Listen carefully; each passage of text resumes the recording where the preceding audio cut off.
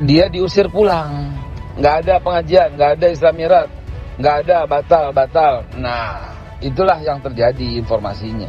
Haikal Hasan Baras atau yang biasa saya sebut Dul Kasan kembali mengalami penolakan di Pematang Siantar, Sumatera Utara ketika akan mengisi ceramah.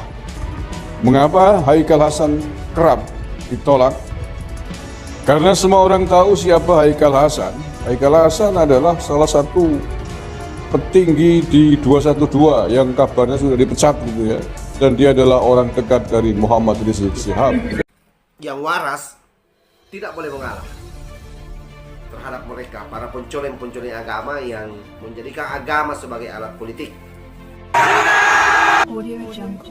Penceramah Haikal Hasan membenarkan dirinya mendapat penolakan saat akan berceramah di Pematang Siantar, Sumatera Utara. Haikal mengaku sudah berusaha melakukan perdamaian atau islah dengan penolaknya.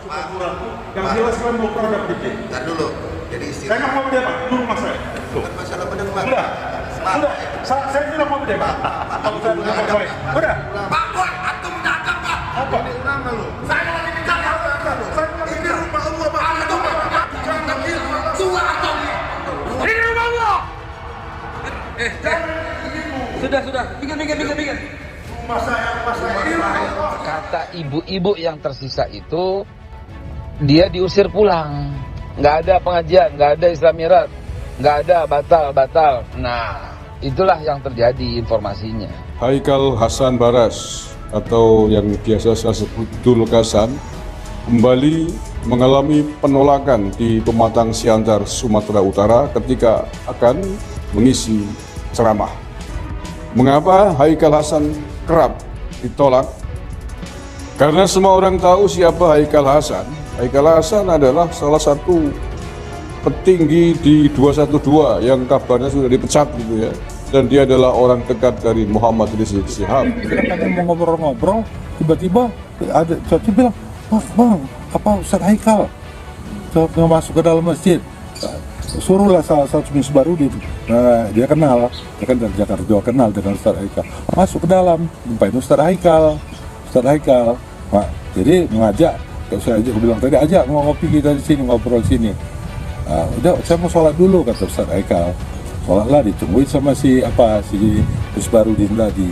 Setelah sholat Ustaz Haikal, dia ditanya sama Misbarudin mau ke tempat ke tempat si Ilham ngopi-ngopi, tapi jawab Ustaz Haikal, di sini aja lah kita ngobrol. Datanglah Misbarudin ke tempat kedai kopinya siapa si Pran, bilang bang, katanya kata Ustaz Haikal di dalam saja. Masuklah saya ke dalam. Beberapa waktu lalu Haikal Hasan sempat didemo dan mendapatkan penolakan dari warga Malang. Haikal Hasan memang termasuk salah satu penceramah yang dianggap suka bikin ulah dan resah sehingga patut ditolak. Dan baru-baru ini Haikal Hasan kembali ditolak keras. Kali ini dia tolak warga saat hendak berceramah di sebuah masjid di kota Pematang Siantar, Sumatera Utara. Haikal Hasan membenarkan dirinya diusir, hanya saja dia tidak tahu secara jelas pelaku di balik larangan ceramahnya itu. Nah, belum jelas siapa yang membubarkan, siapa yang melarang, sehingga saya tidak bisa tampil untuk menyampaikan persatuan dan kesatuan untuk masyarakat Siantar. Juga malamnya juga acara di masjid dibatalkan secara sepihak, kata Haikal Hasan. Menurut dia, panitia memperkirakan akan hadir 6.000-an orang. Dan ketiga, datang sudah sepi dan masih tersisa ibu-ibu.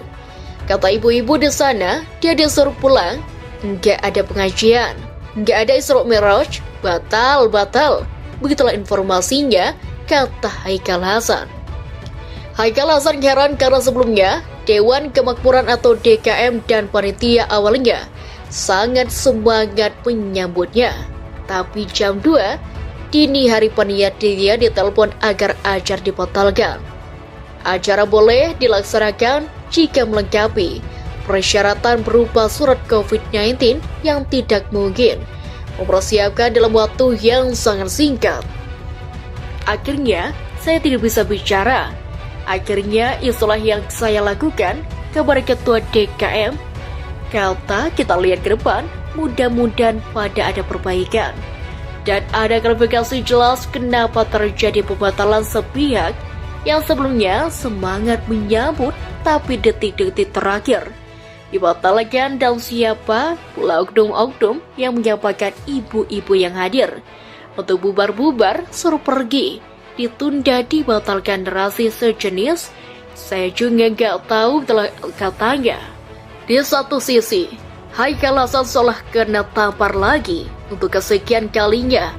Ini orang memang harus ditolak dan jangan diberi panggung untuk ceramah bila perlu di bleskit, sekalian berdiam di rumah saja. Tapi di sisi lain, para komplotan sebelah pasti akan mengamuk dan teriak diskriminasi ulama. Mau jadi apa negara ini kalau model Haikal Hasan jadi penceramah agama dan dibela? Semoga Malang dan Pematang Siantar menjadi pionir dan memberikan penceramah bagi daerah lain untuk melakukan hal yang sama. Harusnya masyarakat harus sadar sesegera mungkin dan menolak Haikal karena ucapannya banyak yang ngawur dan memperkeruh situasi. Sudah saatnya orang-orang seperti Haikal diberi pelajaran biar dia dan kelompok yang sadar mereka tidak dapat tempat di negara ini. Panitia pun lucu, ngapain juga undang penceramah model Haikal Hasan? Apakah Indonesia mengalami krisis penceramah agama yang berkualitas sehingga melirik orang-orang seperti Haikal, Bahar Smith dan lain-lain? Lagi pula, ada hal yang menarik dari Pematang Siantar sejak 2015 sampai 2018. Kata ini langganan 10 besar Indeks Kota Toleran atau IKT versi secara institut. Pada tahun 2016, bahkan menempati peringkat pertama, tapi peringkat terus menurun pada tahun 2017 dan 2018 hingga akhirnya terlempar dari 10 besar pada 2020. IKT 2001 juga tidak ada Pematang Siantar di peringkat 10 besar. Bayangkan kalau ada orang-orang seperti Haikal DKK datang dan ngomong entah apa di sana. Kalau ngakunya tidak ada niat apa-apa, apakah kita harus percaya begitu saja? Mereka itu punya segudang track record sebagai kelompok yang munafik, permuka dua permuka tembok pula. Sebagai perbandingan, kota paling tidak toleran adalah Depok. Sisanya, kota-kota di Sumatera Barat dan Aceh juga banyak sudah tahu. Pemimpin di Depok, Sumatera ini dari para pemenang.